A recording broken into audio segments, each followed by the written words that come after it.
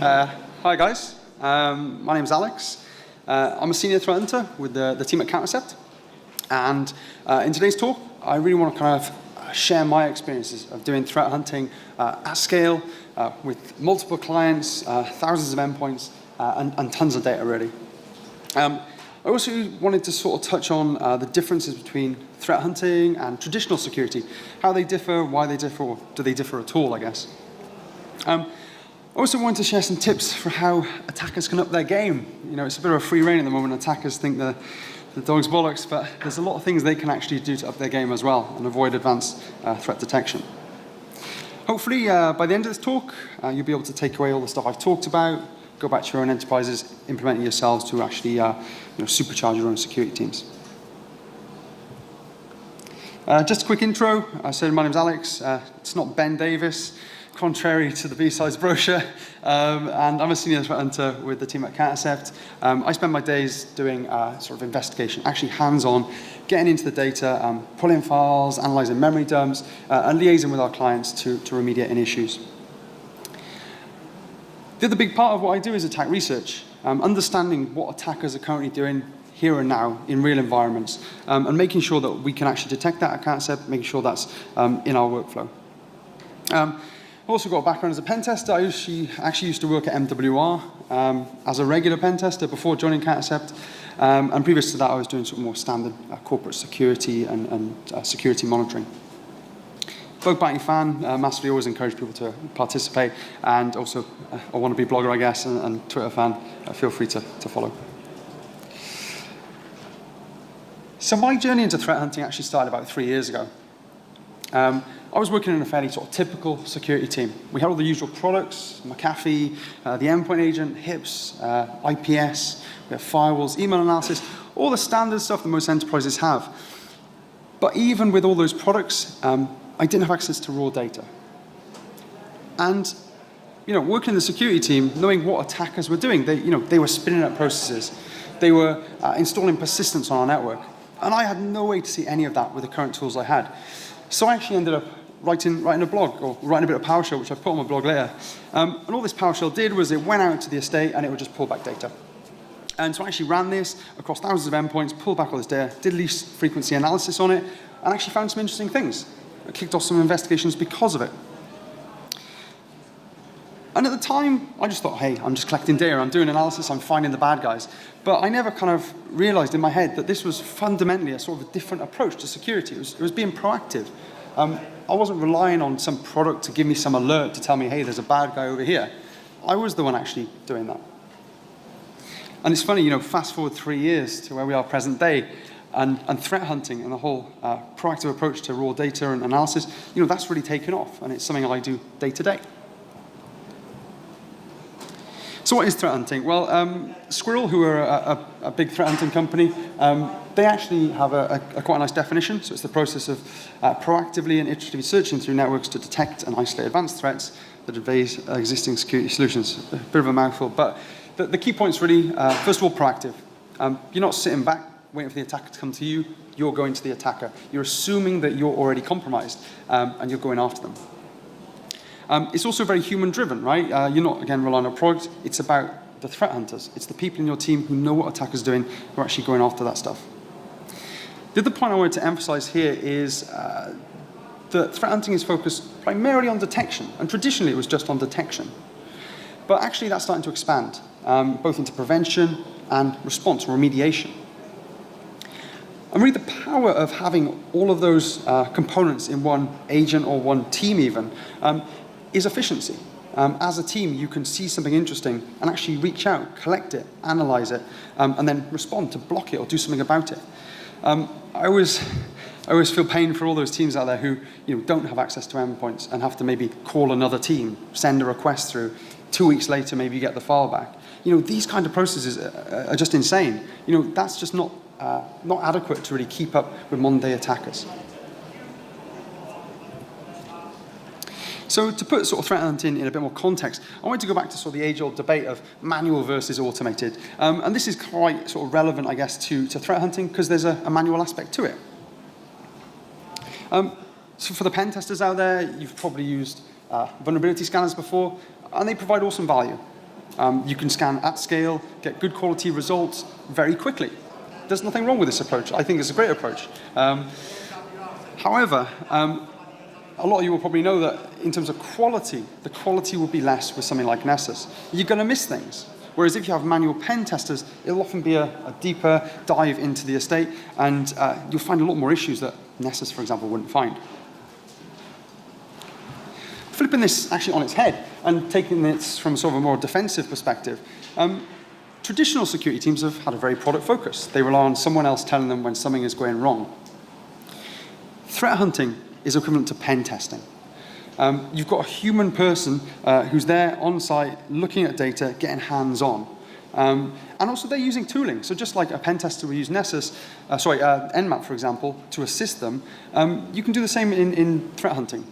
You can create rules, or you can create automatic analysis to highlight things of interest, or score things to sort of direct your attention. We'd call this, I guess, assisted hunts. Other people call it different things. But in terms of maturity, traditional security teams will tend to be at that far end, focusing on just what a product tells them to do. More advanced security teams will be in the raw data and will be at this far end here, actually doing manual threat hunting. So at Catcept, we've developed something that we call the Paris model. And this really describes the way that we do threat hunting. It's a research-driven approach to use case generation. And obviously, we're lucky at MWR, being a security company. We have a dedicated pen testing team. We have a dedicated incident response team. And anything these guys find or do in the wild feeds directly into what we do at Catcept. So we know what attackers are doing as they discover it themselves. And this is really important because you stay current, you stay relevant. And the next part of this model is this top section around automation. You know, obviously automation is a good thing. It speeds things up, makes you more efficient. And when you're competing against an attacker who's also efficient, that's really important. And so, to give a quick example here, you know, if you look at AV, you know, AV would be at the top of this pyramid. High confidence, right? You see a hash, boom, it gets contained, gets dealt with. But say AV sees PowerShell running, what does the AV do? Does it block it? Does it allow it? It's a tricky one, right? And this is kind of where threat hunting comes in. It tackles that world of grey that traditional approaches just can't handle. And so PowerShell would actually be maybe, that 40% confidence level. Sometimes it's legitimate, sometimes it's malicious. But having proper rules in place to kind of highlight when it may be interesting to look at or more likely to be suspicious, that allows you to direct your hunting into it. But the key point with this model is it's research-driven. So in terms of just a quick example here, you know, red teams will often use HTA files. You guys have probably seen this before. PowerShell, again, very prevalent. If you were doing a manual hunt for this, you look for MSHTA, you look for PowerShell.exe in-process data here. Also, if you had, for example, PowerShell enhanced login, you can actually look at the log data as well. But over time, you're looking to automate this. You know, have some kind of rule or tagging in place to highlight this activity so you don't need to manually query the data every day. That's just ridiculous, right? Doing it manually. You want to speed it up. And over time, actually add more filtering, get rid of the false positives, and add more context. You know, if you're looking at a persistence entry, you know, say scheduled tasks, well, you've got the name, you've got the path of the file it's loading, you've got the frequency, how often the scheduled task runs. There's all those parameters and that meta around it. And even for the file that it's running, can you auto-submit that to VT, for example, and get other meta there? If you can incorporate this all in a single UI, your threat hunting team will kind of rock it. You know, they'll be far more efficient in what they do. The other two key things here, in general for threat hunting, is the people and the technology. People's a big one. It's a human-driven approach to security. Having smart people who understand attackers, so have OSCPs, have comp sci degrees, have a strong technical grounding is what you need. You don't want just help desk staff who answer tickets. That's not going to cut it, really. And second to that, in terms of technology, you know, having clear endpoint visibility, having visibility across as much of your network as possible is important, just because there's nowhere for attackers to hide. And also having some kind of analysis framework to help you with your analysis. To give another quick example of how we work at Catcept, some of you guys may have seen this. This was the recent Shadow Brokers release. You know, Catcept, we jumped straight on that because we saw the importance of it and actually researched into some of those payloads, you know, double pulsar you guys might have heard of before, and we produced some tools to help actually detect that. this is what I mean when I sort of say research and modern and current research. This is the kind of stuff that security teams and hunting teams need to be doing to keep up to date.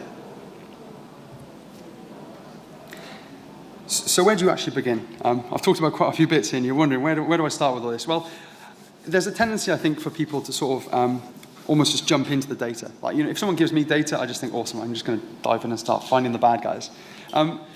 But you want to kind of almost take a step back there. Define your requirements. What type of attack are you looking for? What threat level? Is it advanced? Is it commodity? Is it an insider? Each of these threat profiles will have different requirements, or even if you've got specific assets that you want to target for monitoring. It's important to define that up front. In terms of use cases, and this is kind of really the driver of your requirements, what do you actually want to look for? MITRE have actually produced a really awesome framework called the Attack Framework, and this covers really the whole kill chain.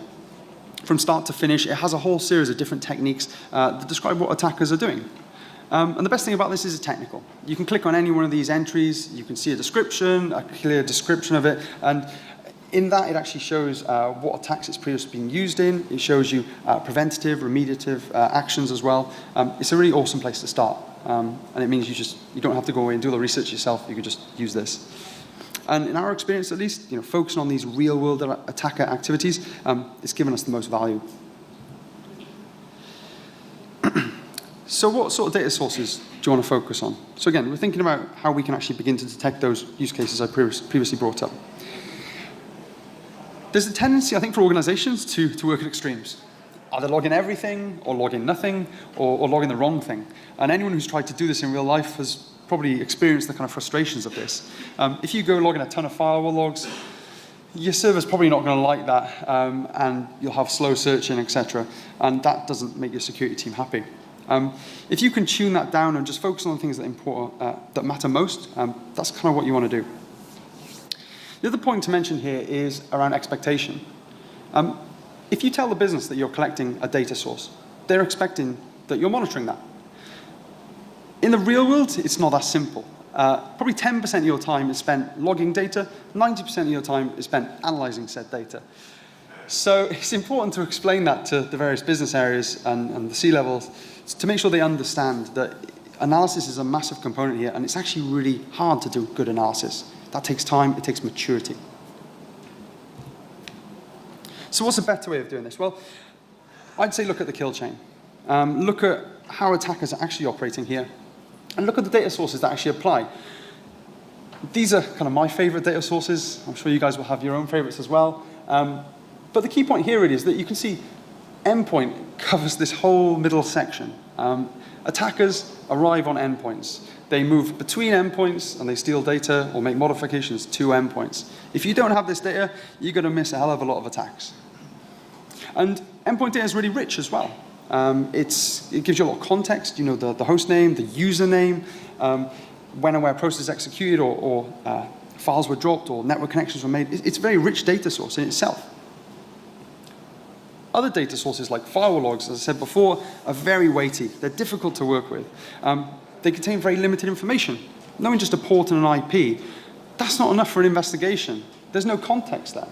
And also, you don't even have the data, like what data was actually sent between those two IPs in that firewall log. Again, you don't have it. So in terms of priorities, you want to focus on the stuff that really matters here. And certainly email analysis, is where the majority of payloads enter organizations, endpoint where the majority of activity takes place.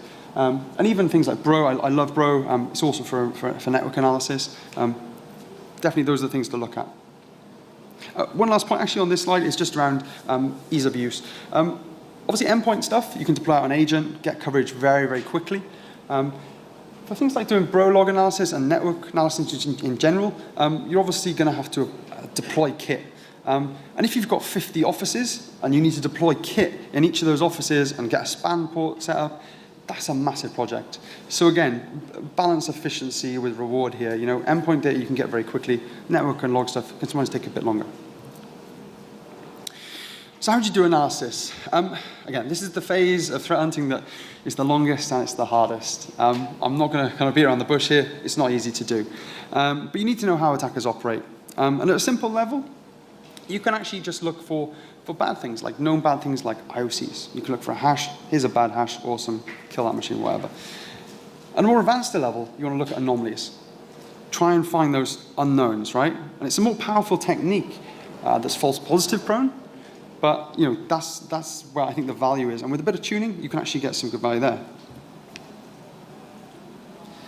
Some people might be a bit angry with me for this slide, but let me explain. So I think there's a whole industry really built around threat intelligence, and IOCs such as domains, IPs, hashes, these get touted as being very powerful, and everyone should be using this information. But the thing about that is that IOCs are good at detecting things that have been seen before. It's a reactive approach. It's not a proactive approach. And it's really dangerous to assume that just because you've seen something once means you'll see it again. Attackers are smarter than that. They change infrastructure. They change hashes. Everyone here probably knows that. So again, why focus on things like IOCs? I'm not saying there's no value. There is some value here. But in particular, things like IPs can be very false positive prone, and you'll spend all your time just basically wading through the false positives, trying to find the real hits. I'd say it's far more effective to focus on anomalies. So TTPs offer a broader approach to detection. They're not as specific, they're not as targeted as IOCs. And this is kind of what a lot of the stuff is covered in the MITRE attack framework stuff, is TTPs. And I kind of just wanted to run through a few examples here. I've divided this up by kind of data. Ideally, in the real world, you don't want to do this. You want to kind of unify all your data sources and have almost one unified interface. But just for sort of simplicity, I've done this. So from an endpoint perspective, there's quite a few things to look for here. So starting off, binaries. They've been the go-to for a long time for attackers. It's old school, right? You just drop a payload and you run it. What's nice about them is they work directly with the Windows API. They don't often spin up additional processes. And in terms of detection, you can look for things like the name, the publisher, the location, entropy, VT score. There's lots of metrics you can use here. Or even use something like ML, kind of the next-gen AV approach to this. But then there's many other techniques. For more stealthy attackers, they think, okay, I'm not going to drop a binary. I'm going to use Windows utilities. I'm going to be really smart and stealthy. The problem with that is that, as a threat hunter, I look for those Windows utilities. I look for them every day, and it's really easy to spot malicious stuff. When you run PowerShell in a malicious way, it's very different to an admin running PowerShell. So it's actually very easy to spot malicious activity involving those. The same for persistence. Almost all attackers use persistence in some form. There's a few key locations. If you can monitor them, you're probably going to catch the bad guy. A few other points like memory injection, I cover on the next slide, but privilege escalation, UAC bypass. More specific techniques here to bypass existing controls or escalate privileges. These are important things to look for as well. And one other thing I wanted to say up with this was, as well on this slide, was we don't really see more modern techniques. So for those of you who follow Subt, for example, he talks a lot about MS Build, RegASM, all the kind of more cutting edge stuff. We rarely see that in the wild. And if you're an attacker, I'd strongly recommend using that. It's probably easy to bypass stuff with it, I guess. And also around the permission side, talking about WannaCry, someone mentioned that earlier. Things like ICA, CLS, a trib, as well as VSS admin. These kind of more specific Windows utilities to modify permissions or delete volume shadow copy. It's worth looking out for. On the network side of things, domain information is a big one. You can integrate with third-party services here, so domain tools, passive total. Not cheap, but you can get some good results with it if you've got the cache. But yeah, looking at classification, really, history and the age of the domain, who registered it, a lot of interesting things there. Looking at file analysis stuff on the wire is really nice too. You can look at extension, but obviously attackers can change the extension, so you can also look at content type headers, or even do kind of MIME detection yourself. Again, a lot of this is covered in Bro, actually by default. And any kind of mismatch between those three things. So, you see a JPEG coming down in the extension, but it's actually contained like a PowerShell script. That's obviously malicious, right? You can just make a rule to detect that. The last bit I wanted to mention here, just around logs. Obviously, logs will be dependent on the log type and what the type of analysis you want to do. Windows logs, just briefly, Logins and lockouts, those are key use cases that people will often check for. But even more exotic stuff like DC sync and privilege escalation, dropping a new user in the domain admin group. There's some simple use cases there that can, again, give you some quick value.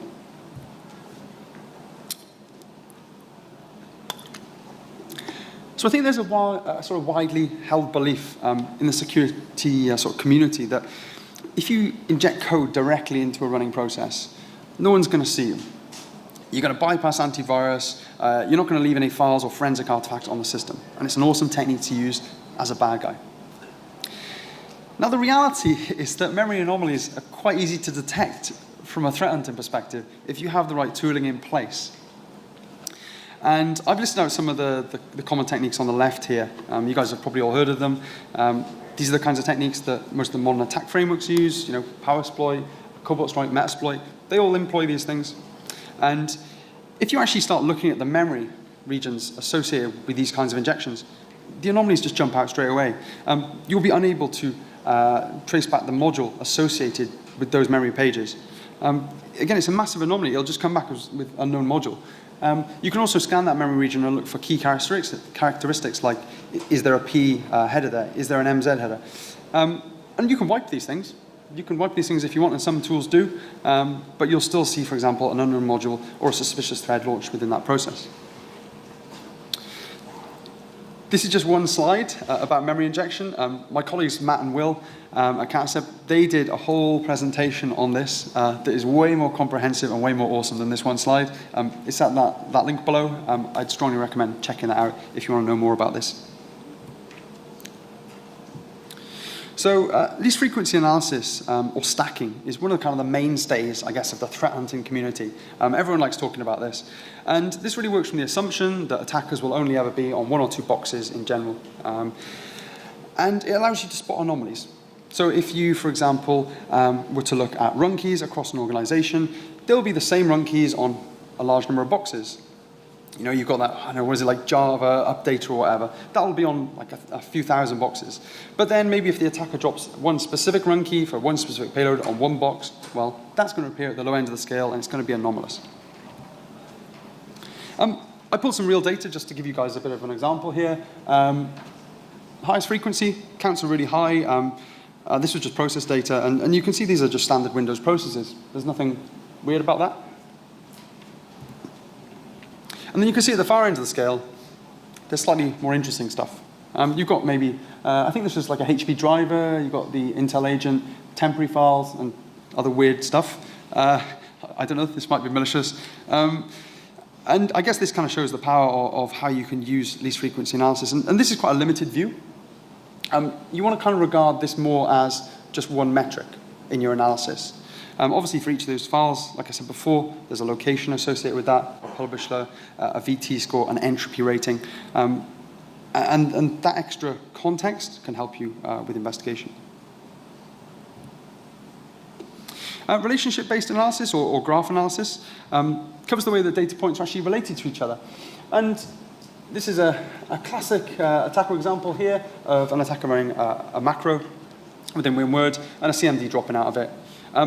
If you were looking at parent-process relationships, you'd say, OK, WinWord is the parent, CMD is the child. This is extremely anomalous. And if you look across your estate, you'll be able to see common relationships and uncommon relationships. But don't just limit yourself to WinWord and CMD. Obviously, there's lots more options here, both in terms of payload delivery, so WScript, regserve, RunDLL32, PowerShell, Regasm, there's tons, and also parent processes as well. Obviously, this is for a macro, but how about if someone delivered a payload through Outlook? Well, then you'd have Outlook as the parent. Or if someone delivered a link and they clicked in it and they went through Chrome to download and execute a payload, well, then you'd have a browser as the parent process. So kind of think about these other options as well. And also, it's not just processes. So think bigger than that. Think about user sessions. How do user sessions relate to each other? Domain admins have very specific profiles that they follow. They log on to a few specific servers, whereas regular users, they just log on to their workstation. If you start doing graphing, looking at how user sessions are used, you'll start to see some interesting relationships. And if those relationships actually change over time, say a domain admin account touches 1,000 workstations, that's pretty anomalous. So yeah, there's other data sets to look at here, network traffic, user sessions. Machine learning is something that's been talked about a lot in the security industry and also the wider, I guess, IT community as well. At Catacept, at least, we use two specific techniques to help us spot anomalies. The first is clustering, which we actually use as a data reduction technique. So if you take process data and you cluster it together based on, say, the arguments, you'll see that very similar things come together, anomalous things kind of come out the side, and that's where you can kind of focus your analysis. Again, it's not the be-all and end-all, but it's just another metric you can add to your kind of series of metrics that you're using.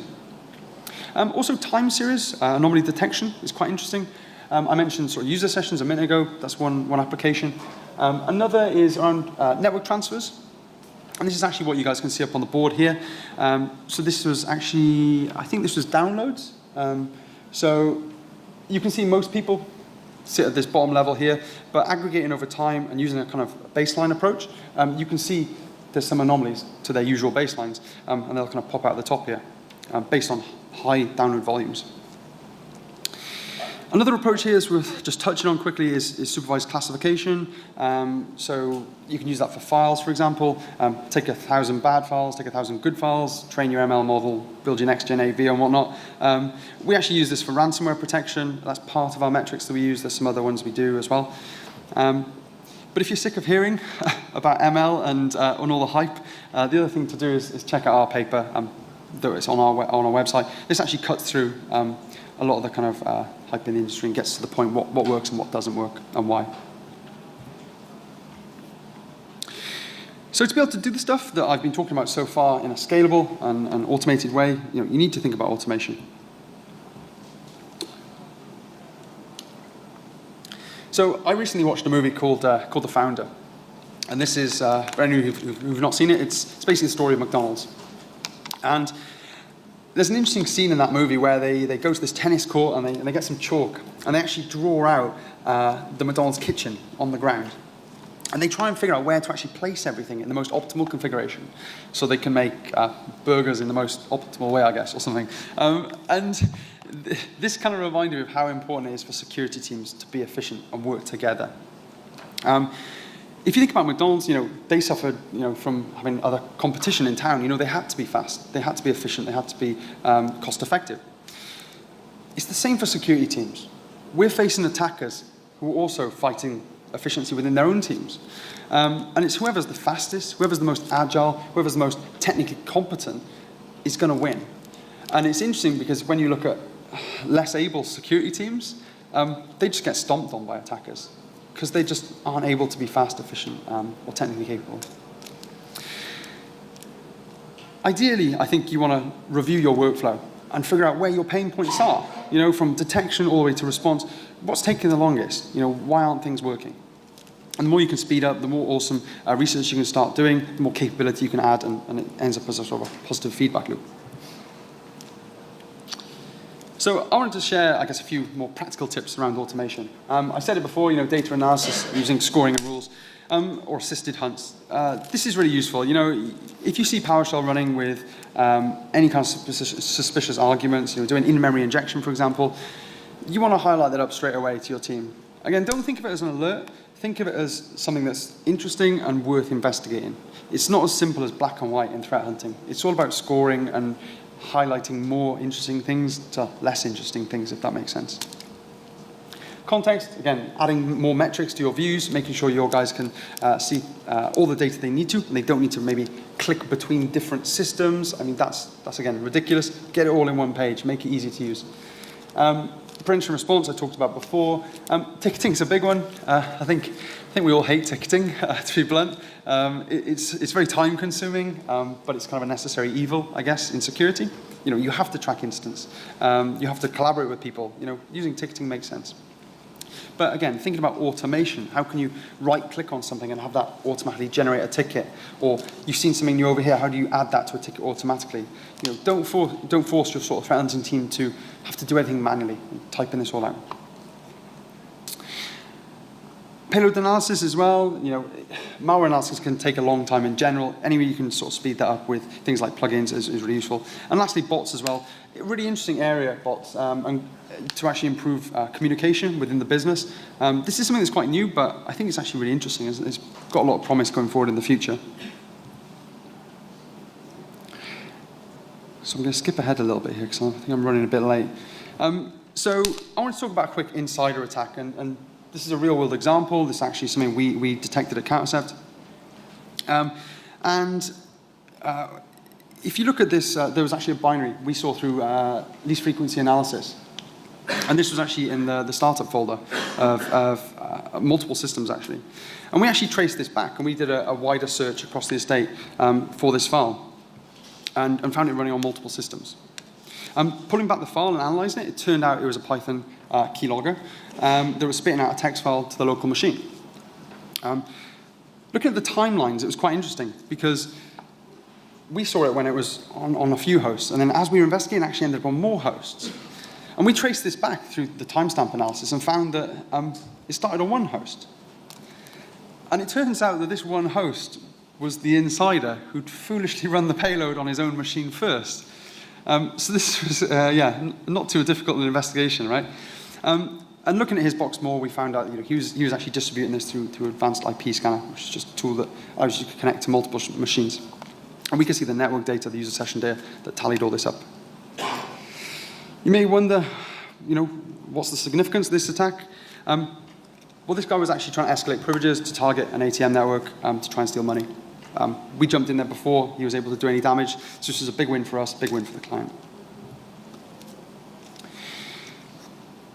Emotet is a strain of commodity malware, and it actually came out, I think, early this year. There was a whole sort of campaign, like email distribution campaign, and this was something we picked up. We saw it being used in the world, and it actually used a macro with this payload here. Picking apart this payload, you can see some pretty obvious things in terms of detection. Hidden window, you think would be really suspicious, but it's actually really common. Admins use it all the time, so it's actually rated a 3 out of 10. So this is kind of based on how severe or important I think it is. Web client download, this is something that's really anomalous. It's definitely something you should be covering if you're looking at PowerShell logs. URLs as well, start process, and actually sort of in general from WinWord, if you see network comms, if you see file writes to specific locations, it'd be quite interesting. Obviously this sample here, it just basically went out to these sites, downloaded a binary and dumped it on the local machine before starting it. But this is way too easy, right? You're all thinking, hey, show me a real example. So for those who've seen it, Daniel Bohannon, he's got an excellent project on GitHub called Invoke Obfuscation. And this is all about PowerShell obfuscation. And you can turn reasonably easy to read stuff like this into horrible stuff like this. But again, you can do analysis of this and actually spot this quite easily. A few quick points. IEX at the top corner here, it's a great indicator to look for. Strongly recommend it. The bottom part here is decoder stub. These are static and used in this framework. They change slightly. You can just signature this. In terms of this middle section, obviously this is extremely anomalous. You've got all kinds of weird letters, numbers. There's no spaces. You can do kind of ratio analysis to separate this from more legitimate sort of PowerShell. And also length is the other big one. Anything that gets obfuscated grows massively in length. So it's something you can actually use to detect it. So a lot of the stuff I've talked about today has been very sort of threat hunter and defense focused. And for any of you offensive guys in the audience, you may be wondering, how do I do offense better? So I put down a few ideas. I'm just going to kind of quickly run through this. Macros and HTAs. Those are the primary ways right now of delivering payloads. Don't use them, is my advice. Be more creative. Focus on social engineering. Abuse third-party services. Target users directly, or try to use avenues that won't create, say, endpoint data or easily trackable data. If you go through a third-party service, there's no way, as a threat hunting team, we're going to have those logs. There's no way we can trace that. And also targeting personal assets. It's a gray area, this one, but I'm just telling you as it is, right? That's the reality. A real-world attacker will target personal assets. They'll target the users directly. They won't care if it's corporate or not. They want creds, they want access. So yeah, it's worth thinking about. In terms of execution, avoiding all those things that I've talked about, CMD, PowerShell, all those standard utilities, we look for them. they're really blatantly obvious in terms of the maliciousness. Just don't use them if you can. Often dropping binaries, it can be a better option here, as long as you can bypass AV. And also things like WMI. Again, that can be detected too, but it's just a bit harder or often has less coverage in security teams. The Windows API is a really interesting one as well. If you look at the data stack, from sort of top to bottom, you've got application level stuff at the top. In the middle, you've kind of got process sort of stuff. And then at the bottom, you've kind of got direct Windows API stuff. And if you look at how these data sets sort of stack up, the API stuff is huge. You get so much data if you start monitoring the Windows API, right? So it makes it just not possible to use that data often. Whereas process data is pretty manageable. So as an attacker, if you can compile a binary and use that to access the Windows API, and for example, to do net enumeration, instead of using net.exe, well, you're going to bypass any Windows utilities like rules just by calling the API direct. And this applies in a few different areas. It's something that I'd probably say is a bit under-researched, but yeah, it's something that I'd suggest focusing on. In terms of persistence, don't use the common locations. We all know about them. We know run keys are used. We know service and schedule tasks are used. Don't use them. Be more creative. WMI and COM, again, better options here. Often people don't monitor them. Office templates, Outlook rules. This is the more kind of on vogue. It's the latest cool thing pen testers use. Again, coverage will come for that in the next few months. Right now, though, it's, I'd argue, not very well covered by most security teams. DLL sideloading is something that's taken off quite a lot. A lot of APT groups have started using this, and more nation-state threat actors. It's quite hard to detect. There's not a single location you can query and say, show me all things DLL loaded. You instead have to enumerate all the processes and the DLLs that they have loaded, then do least frequency analysis. And that's a bit more long-winded. In general, though, if you don't need to use persistence, don't use it. So in terms of exfil, there's a few things here. I touched on it earlier. Using legitimate services as much as possible. Google, Facebook, Twitter, you name it. This came up earlier. Turla, the Russian APT group, they were using, was it Britney Spears' Instagram? It's that kind of stuff that's extremely hard for us to detect. We don't have the logs from those services, and often that traffic will be encrypted. It can be quite difficult to detect that kind of stuff.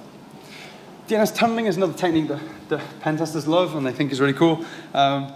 Again, if you've got the network traffic, it's really easy to detect. I'd say avoid it if possible. But again, it assumes that the defenders have that data. If they don't, maybe you can use that. And lastly, going low and slow. It's the age-old thing. If you take your time as a pen tester, don't be noisy, don't create spikes on graphs, you're probably going to sneak by.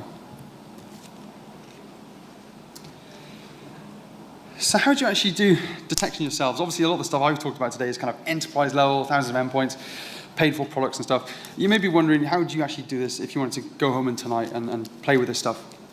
There's some open source stuff that's free to use, OS Query, GRR, as well as Sysmon. Really love these technologies. Anyone can use them. They're free to deploy. And you can just chuck all that data into Elastic. Again, it's a very scalable technology. It's efficient, easy to use, and it's free. And there's a number of different frameworks you can use. So Etsy produced 411. There's Elastic, which I think was Yelp. Elastic DSL, that's just out of the box, supported by Elastic. So there's a lot of options here. And lastly, infrastructure. You'll notice today I've not talked about infrastructure at all. Underpinning this whole threat hunting operational thing is a massive infrastructure team with hundreds of servers and stuff. That's a whole other talk at a conference, to be honest. But again, thinking about scalability, Puppet Chef, Ansible, Docker, these are the kinds of technologies you want to be thinking about.